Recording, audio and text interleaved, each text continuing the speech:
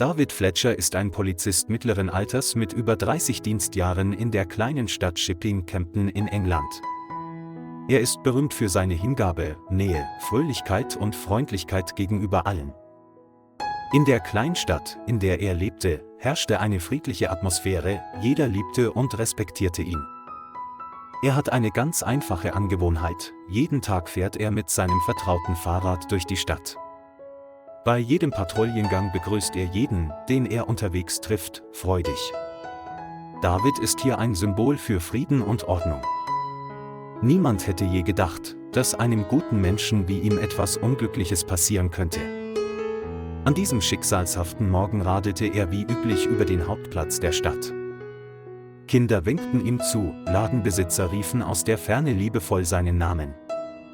Der Himmel ist blau, das Sonnenlicht bedeckt sanft die Bäume und alten Dächer. Plötzlich ertönte die Autohupe und zerstörte die friedliche Atmosphäre. Ein Auto raste nach vorne, geriet ins Schleudern und verlor die Kontrolle. Der Fahrer war ein alter Mann, der in Panik geriet und versehentlich auf das Gaspedal trat, als die Bremsen des Wagens nicht mehr funktionierten. Die Leute schrien, zeigten auf David und forderten ihn auf, aus dem Weg zu gehen. David versuchte, sein Fahrrad zur Seite zu lenken, aber es war zu spät. Das Auto traf ihn mit großer Wucht, sodass er auf die Straße stürzte. Sein Kopf schlug auf den Asphalt, Blut sickerte heraus und durchnässte seine Uniform. Die Leute in der Umgebung eilten herbei und versuchten, ihn wach zu halten. Der Krankenwagen kam schnell und brachte ihn ins Krankenhaus. Die ganze Stadt verfiel in ängstliches Schweigen und betete um ein Wunder. Der Arzt leistete sofort erste Hilfe, doch David hatte eine schwere Hirnverletzung erlitten. Trotz aller Bemühungen waren Krankenschwestern und Ärzte angesichts der kritischen Situation hilflos. Eine Stunde nach seiner Einlieferung ins Krankenhaus wurde bekannt gegeben, dass David Fletcher verstorben sei. Die schlechte Nachricht verbreitete sich wie ein großer Schock durch die Stadt. Menschen, Kollegen, Freunde und sogar diejenigen, denen er geholfen hatte, weinten. Sie konnten nicht glauben, dass der freundliche und nette Polizist für immer verschwunden war. Zum stillen Abschied wurden vor der Polizeiwache Kerzen angezündet. Die Stadtverwaltung kündigte eine feierliche Beerdigung für ihn an. Gemeinsam wurde das Trauerzelt aufgebaut, Blumen vorbereitet, Gedenkfotos gemacht und Rituale durchgeführt. Jeder wollte etwas tun, um ihm seinen letzten Dank zu zeigen. Am Tag der Beerdigung war der Friedhof voller Menschen. Die Menschen standen schweigend um den schlichten Holzsarg herum. Niemand sagte etwas, nur der Wind wehte leise und Schluchzer hallten wieder. Plötzlich rief ein Mann laut und deutete in die Ferne, wo sich der Schatten eines Tieres näherte. Ein Rotfuchs ging langsam auf den Friedhof. Es näherte sich leise, jeder Schritt war feierlich. Der Fuchs schien weder Angst vor der Menge zu haben, noch wirkte er wild. Es starrte mit leuchtenden, traurigen Augen auf den Sarg. Einige Leute blieben vorsichtig zurück und fürchteten, es könnte zu ungewöhnlichen Ereignissen kommen. Aber der Fuchs kam einfach leise an den Rand des Grabes und blieb stehen. Es stand lange Zeit dort, als würde es darauf warten, dass jemand es näher kommen ließ. Nach einer Weile kam es näher und legte seine Vorderpfoten sanft auf die Sargkante. Es weinte nicht, knurrte nicht, starrte nur auf den Sarg, als würde es sich verabschieden. Die Trauergäste schwiegen, bewegt von der heiligen Szene.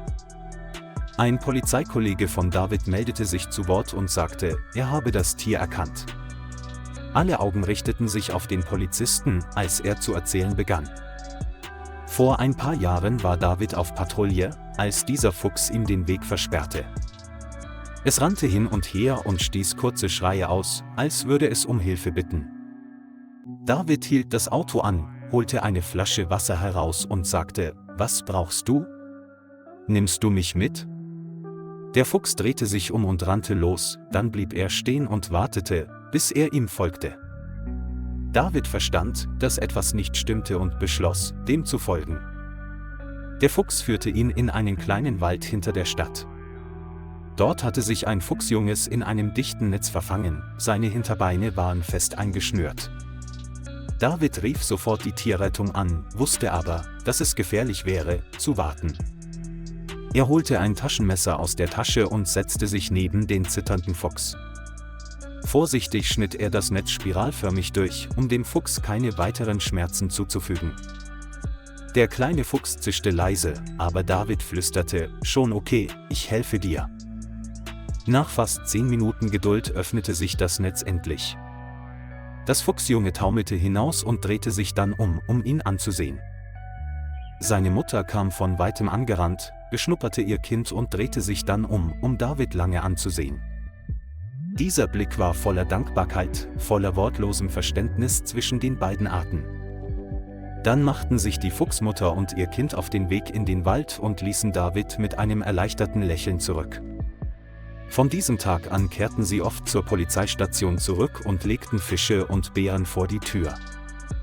David erzählte die Geschichte allen, aber niemand glaubte, dass sie wahr war.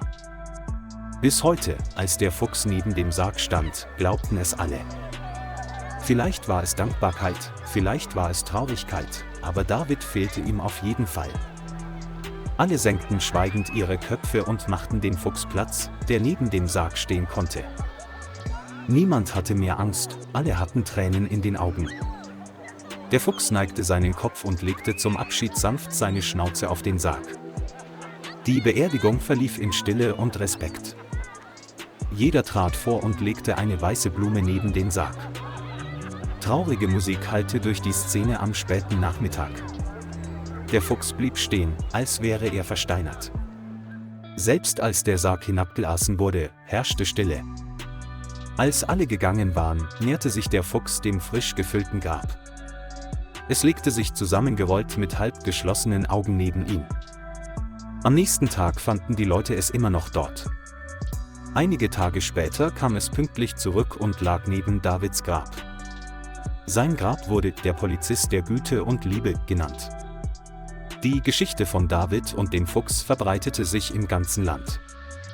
Das zeigt, dass Freundlichkeit niemals bedeutungslos ist. David Fletcher ist nicht mehr da, aber er hinterlässt ein Herz für Menschen und Natur. Und an jedem ruhigen Nachmittag bewacht auf diesem Friedhof noch immer ein Fuchs still seinen ewigen Schlaf. Lieber Freund, vielen Dank, dass Sie sich die Zeit genommen haben, das ganze Video anzuschauen. Vergessen Sie nicht, den Kanal zu liken und zu abonnieren, um uns zu unterstützen. Auf Wiedersehen und bis zu den nächsten Folgen.